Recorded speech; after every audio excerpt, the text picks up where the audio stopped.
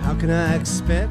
Yeah, I've heard quickly something about how downtown that it's not going to be allowed, that people won't be allowed to solicit for money or for other activities. I don't know the current status necessarily on it. Only through hearsay. I haven't really read anything specific about it, but I've heard about it.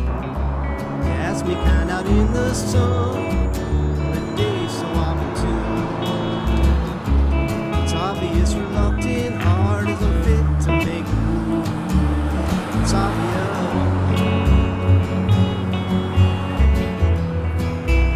Ain't it obvious?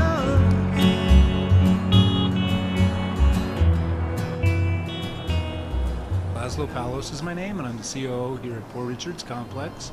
Well, we have, of course, outdoor seating on the front sidewalk, and then we also have access to the back alley. We have a back patio where people can sit and eat.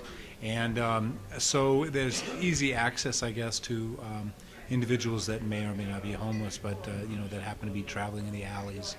And where homeless people tend to, or panhandlers, I should say, tend to approach customers.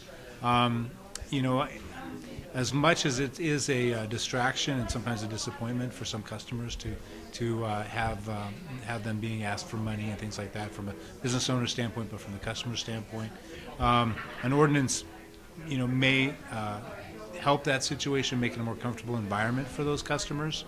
But obviously, we support human rights and we support people that, their legal rights, etc. And so I think we would abide by whatever, ends up happening with that situation. We don't really have too many homeless come in here, but we had one today, and he left his grocery cart parked outside.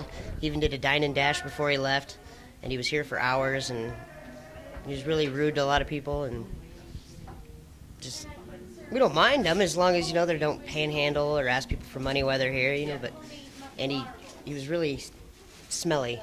My name is Sam Shabetta, and I'm the manager of the Colorado College Community Kitchen. In the morning, we have coffee and muffins and different breakfast things served all day until the major meal. And people just come, they sit on the lawn, they lay out mats, they play checkers, they play cards.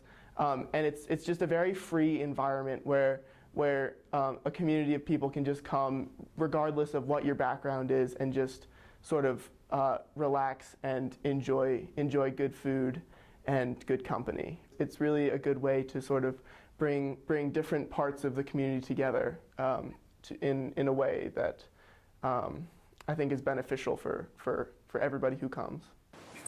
A large part of the issue, most people think that passive panhandling should be okay and allowed. Aggressive panhandling, stopping cars in traffic, blocking people from entering a bank, really intruding on people's space, tends to be seen as something that should be criminalized. From the little bit I've read, I think it has to do with kind of general downtown beautification, and they want to try to cultivate a more lively and welcoming downtown area. I'm from New York, so I think that's the only place I've seen something that I'd constitute as aggressive panhandling. If a car is stopped, banging on someone's window, something like that. I've never seen anything close to that.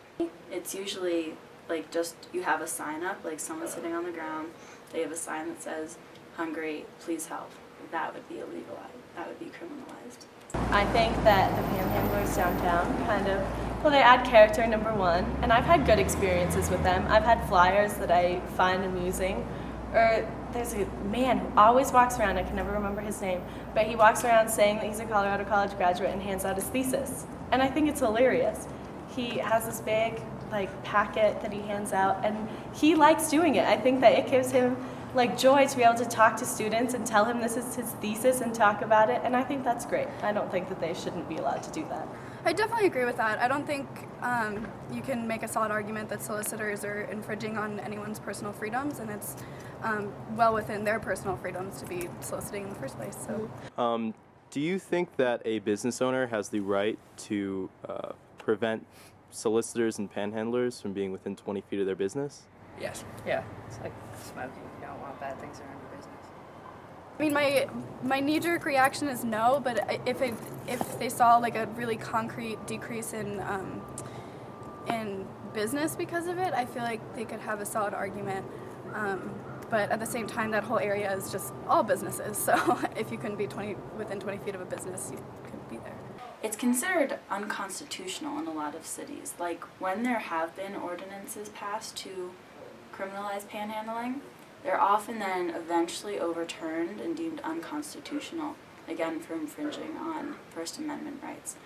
But then also from more of a human standpoint, that rather than trying to pretend this issue isn't here, unemployment, high unemployment rates, and homelessness in general in the Springs, rather than trying to just brush those issues under the rug, that the city should invest in its social safety nets and try to do a better job of taking care of the people in the city. Homeless people think of them as either lazy or crazy, but a lot of times they're totally sane, and a lot of them are really smart. They don't have a place to fit in within society, and I feel like they need some structure in which they can prosper, and that's just not provided to them.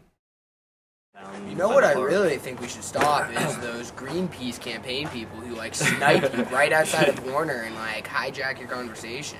I hate those. Yeah, They're the more worst. annoying than homeless Yeah, people. they are more annoying than homeless people.